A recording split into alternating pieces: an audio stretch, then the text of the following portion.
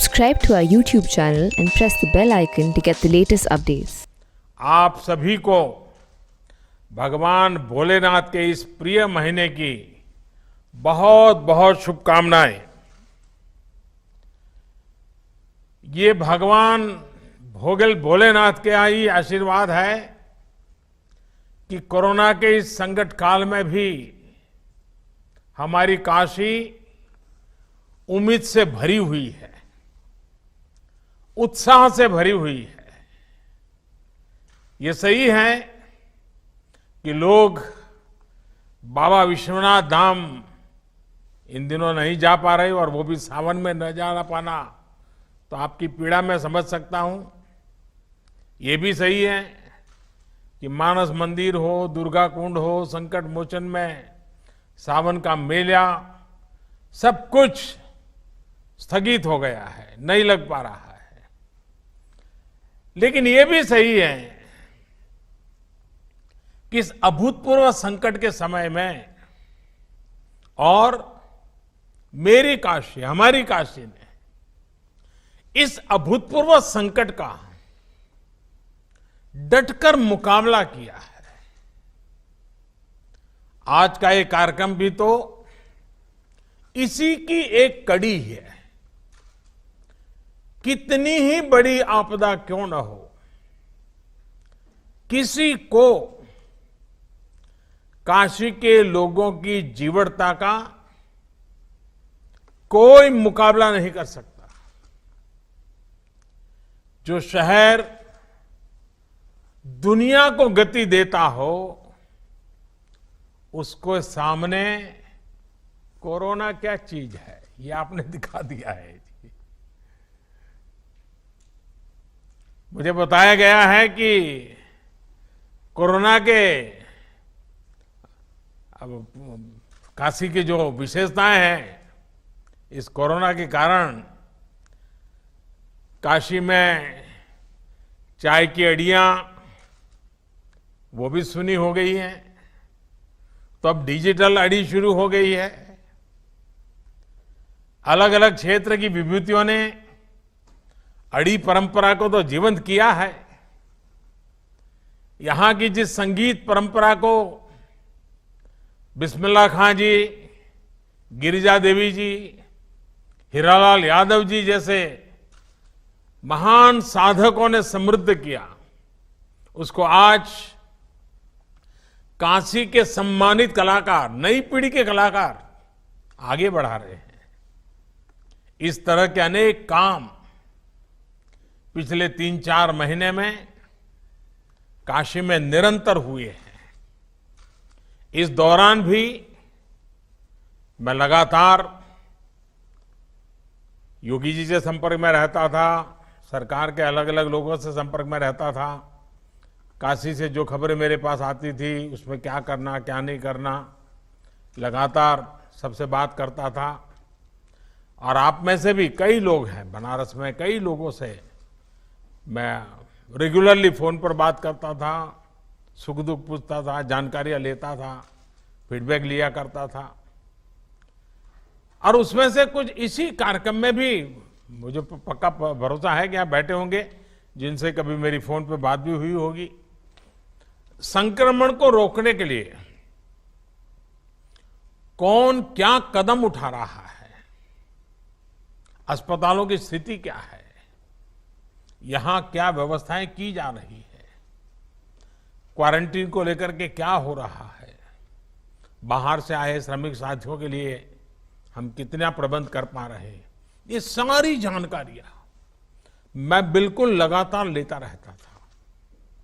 साथियों, हमारी काशी में बाबा विश्वनाथ और मां अन्नपूर्णा दोनों विराजते हैं। और पुरानी मान्यता है कि एक समय महादेव ने खुद मां अन्नपूर्णा से भिक्षा मांगी थी। तभी से काशी पर यह विशेष आशीर्वाद रहा है कि यहां कोई भूखा नहीं सोएगा। मां अन्नपूर्णा और बाबा विश्वनाथ सबके सबके खाने का इंतजाम कर देंगे। आप सभी के लिए, तमाम संगठनों के लिए, हम सभी के लिए ये बहुत सौभाग्य की बात है कि इस बार गरीबों की सेवा का माध्यम भगवान ने हम सबको बनाया है, विशेषकर आप सबको बनाया है। एक तरह से आप सभी मां अन्नपूर्णा और बाबा विश्वनाथ के दूत बनकर हर जरूरतमंद तक पहुंचे हैं। इतने कम समय में फूड हेल्पलाइन हो, कम्युनिटी किचन का व्यापक नेटवर्क तैयार करना, हेल्पलाइन विकसित करना, डेटा साइंस की आधुनिक विज्ञान टेक्नोलॉजी की मदद लेना, वाराणसी स्मार्ट सिटी के कंट्रोल एवं कमांड सेंटर का इस सेवा के काम में भरपूर इस्तेमाल करना, यानी हर स्तर पर सभी ने गरीबों की मदद के लिए पूरी क्षमता से काम किया। और मैं ये भी बता दूं, हमारे देश में कोई सेवा भाव ये नई बात नहीं है, हमारे संस्कारों में है। लेकिन इस बार का जो सेवा कार्य है वो सामान्य सेवा कार्य नहीं है। यहां सिर्फ किसी दुखी के आंखों आंसू पहुंचना, किसी गरीब के खाना देना इतना नहीं था।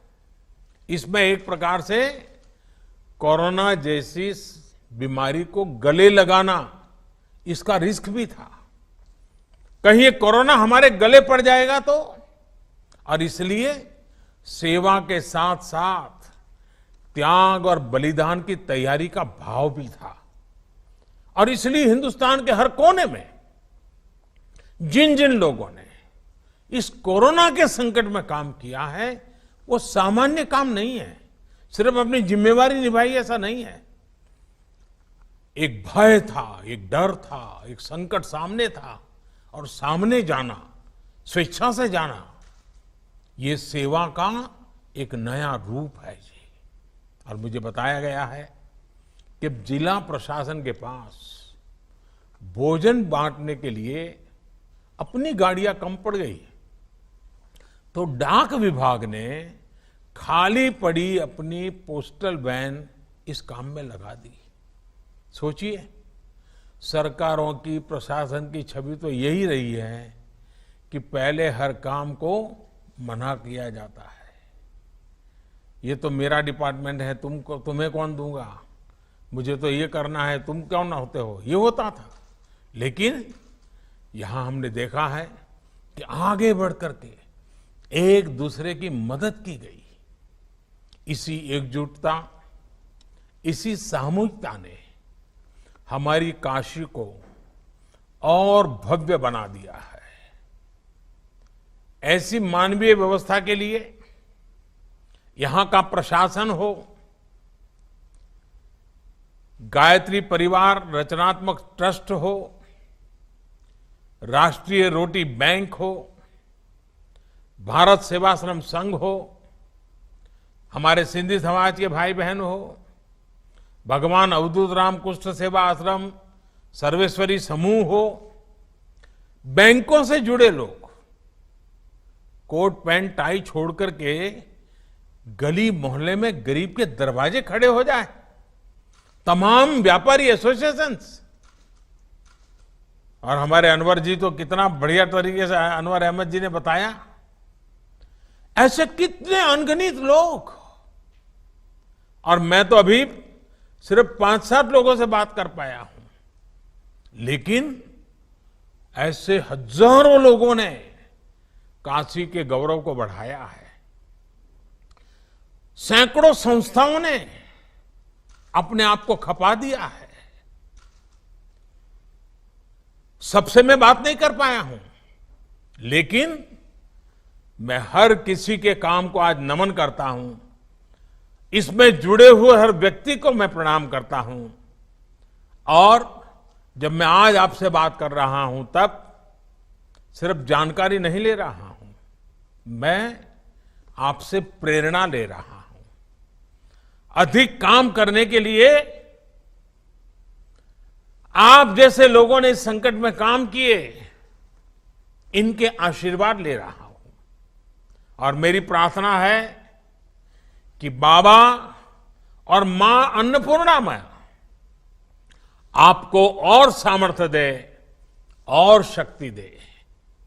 साथियों, कोरोना के इस संकट काल ने दुनिया के सोचने, समझने, कामकाज करने, खाने पीने सबके तौर तरीके पूरी तरह से बदल दिए हैं।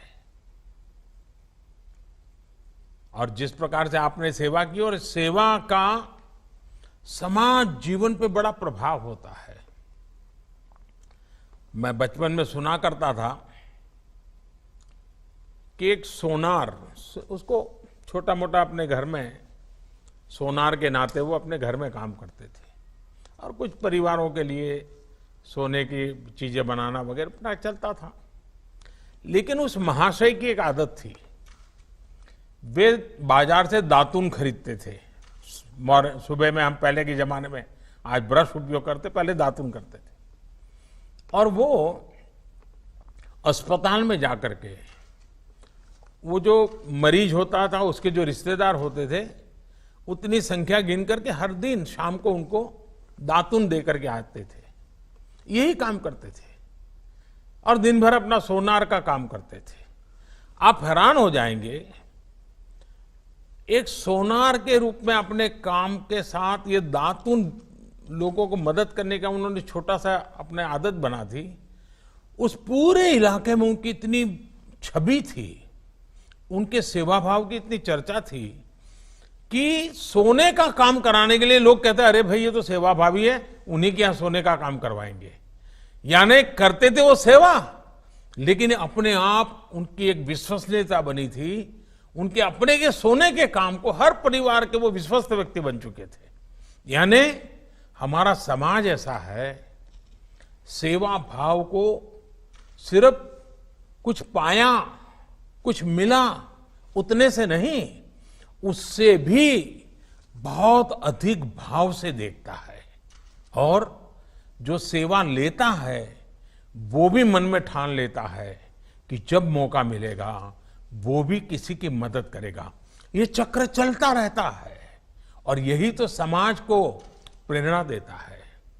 आपने सुना होगा 100 साल पहले ऐसी ही भयानक महामारी हुई थी।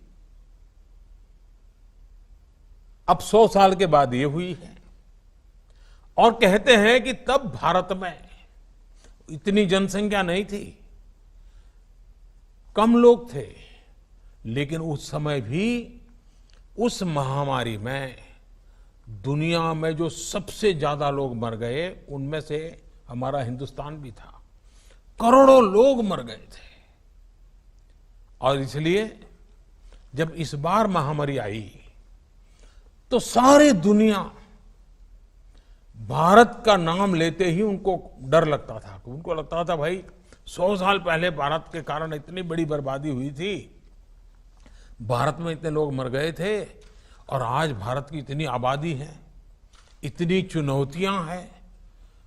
बड़े बड़े एक्सपर्ट ये कह रहे थे और भारत पर सवाल खड़ा करने लगे थे कि इस बार भी हालत बिगड़ जाएगा। लेकिन क्या स्थिति बने, आपने देखा होगा 23-24 करोड़ की आबादी वाले हमारा उत्तर प्रदेश,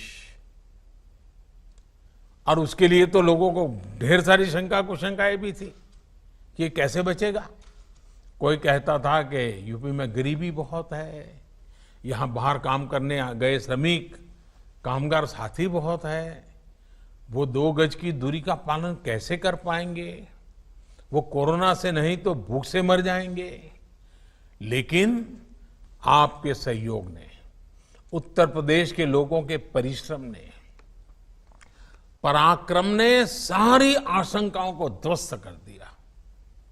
साथियों, ब्राजील जैसे बड़े देश में जिसकी आबादी करीब 24 करोड़ है, वहां यानी उत्तर प्रदेश जितना ही बड़ा है, वहां कोरोना से 65,000 से ज्यादा लोगों की दुखद मृत्यु हुई है। 65,000। लेकिन उतनी ही आबादी वाले हमारे यूपी में करीब करीब 800 लोगों की मृत्यु कोरोना से हुई है। यानी यूपी में कोरोना से हजारों जिंदगियां जिसकी मरने की संभावना दिखाई जाती थी, उसको बचाई गई है, बचा लिया गया है। आज स्थिति ये है कि उत्तर प्रदेश ने न सिर्फ संक्रमण की गति को काबू में किया हुआ है, बल्कि जिन्हें कोरोना हुआ है वो भी तेजी से रिकवर हो रहे, ठीक हो रहे हैं। और इसकी बहुत बड़ी वजह आप जैसे अनेक महानुभावों की जागरूकता, सेवा भाव, सक्रियता, आप जैसे सामाजिक, धार्मिक और परोपकारी संगठनों का ये जो सेवा भाव है, आपका ये जो संकल्प है, आपके संस्कार है, जिसने इस कठिन समय से कठिन दौर में समाज के हर व्यक्ति को कोरोना के खिलाफ लड़ाई लड़ने की ताकत दी है, बहुत बड़ी मदद की है। साथियों, हम तो काशीवासी हैं और कबीरदास जी ने कहा है, सेवक फल मांगे नहीं, सेव करे दिन रात। सेवा करने वाला सेवा का फल नहीं मांगता, दिन रात निस्वार्थ भाव से सेवा करता है। दूसरों की निस्वार्थ सेवा के हमारे यही संस्कार हैं जो इस मुश्किल समय में देशवासियों के काम आ रहे हैं। इसी भावना के साथ केंद्र सरकार ने भी निरंतर प्रयास किया है कि कोरोना काल के इस समय में सामान्य जन की पीड़ा को साझा किया जाए, उसको कम करने के लिए लगातार कोशिश की जाए। गरीब को राशन मिले, उसकी जेब में कुछ रुपये रहें, उसके पास रोजगार हो और वो अपने काम के लिए ऋण ले सके।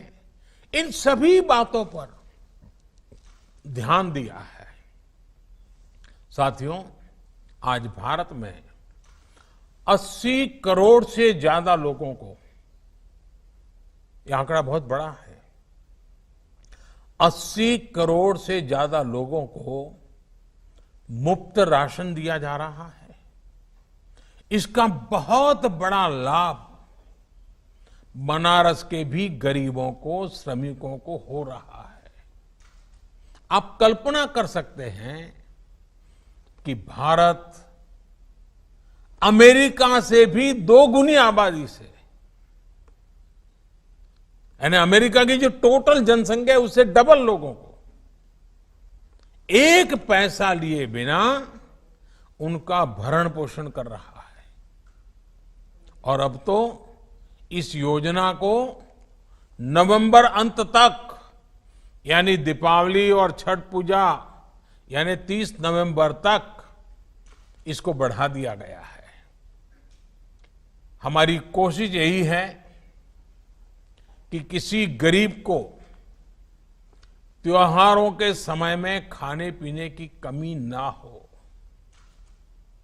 खाने के साथ साथ लॉकडाउन के कारण गरीब को खाना पकाने के लिए ईंधन की दिक्कत ना हो, इसके लिए उज्ज्वला योजना के लाभार्थियों को पिछले 3 महीने से मुफ्त गैस सिलेंडर दिया जा रहा है।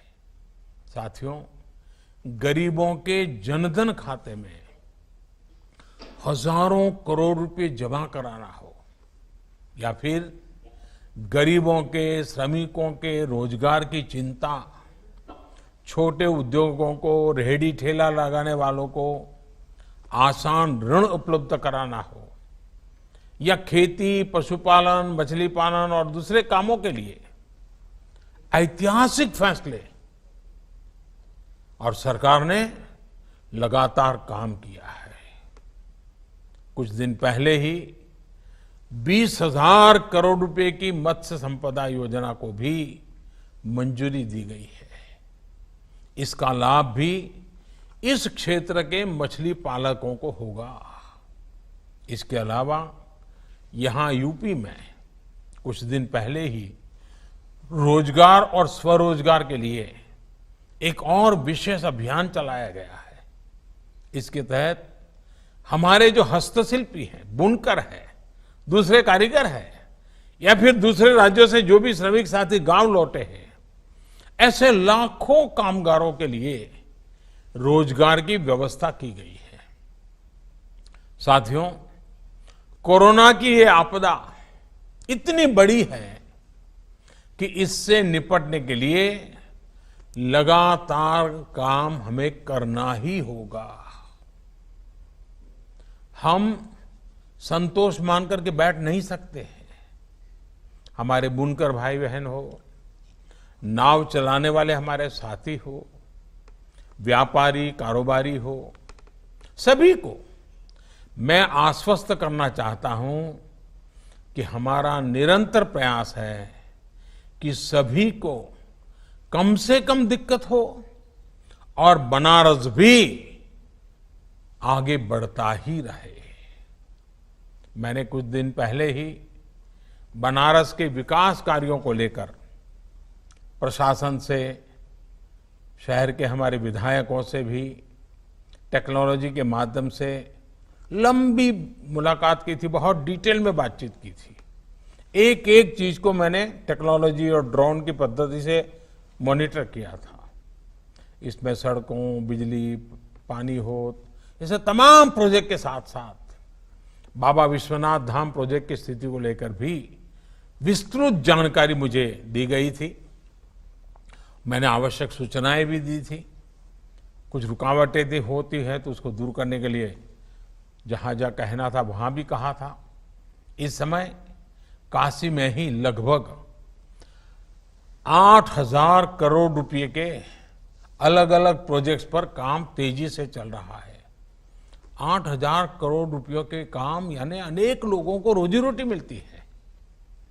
जब स्थितियां सामान्य होगी तो काशी में पुरानी रौनक भी उतनी ही तेजी से लौटेगी। इसके लिए हमें अभी से तैयारी भी करनी है और इसलिए ही टूरिज्म से जुड़े सभी प्रोजेक्ट्स जैसे cruise tourism, light and sound show, Dashashwamedh Ghat उसका पुनरुद्धार, गंगा आरती के लिए ऑडियो वीडियो स्क्रीन लगाने का काम, घाटों पर और भी व्यवस्था प्रबंधन का काम, ऐसे हर प्रोजेक्ट को तेजी से पूरा करने पर ध्यान दिया जा रहा है।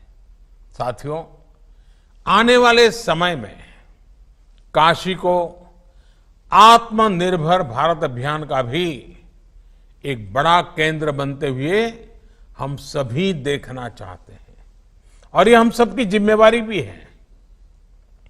सरकार के हाल के फैसलों के बाद यहां की साड़ियां, यहां के दूसरे हस्तशिल्प के लिए, यहां के डेयरी, मत्स्य पालन और मधुमक्खी पालन के व्यवसाय के लिए नई संभावनाओं के द्वार खुलेंगे।